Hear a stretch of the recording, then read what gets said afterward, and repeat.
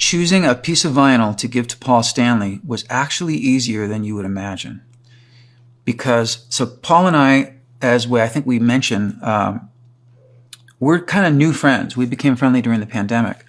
And so we, as new friends, we're still learning stuff about each other. And just like people do when they're getting to know each other, what do you talk about? You talk about your favorite movies and your favorite books and your favorite music. And so Paul and I are sharing that with each other over this last couple of years of becoming friends.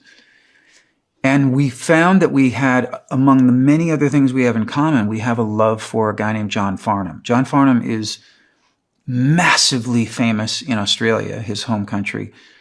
He's the most successful artist in Australian history.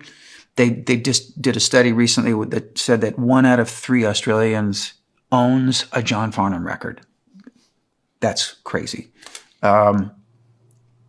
He's not only famous, but John Farnham is maybe the greatest singer I ever heard. I mean, I've said for a long time that Sam Cooke's the greatest singer who ever lived, but John Farnham is the greatest singer alive. I'm such a massive fan of John Farnham, and not very many Americans know who he is. So imagine my surprise when one day we were talking and he mentioned John Farnham. So we went down a whole John Farnham love fest on the phone. I've worked with John. I've known John for a long time.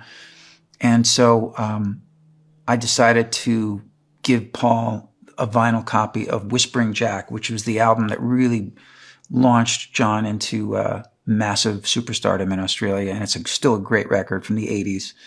So I know Paul was really happy to get that.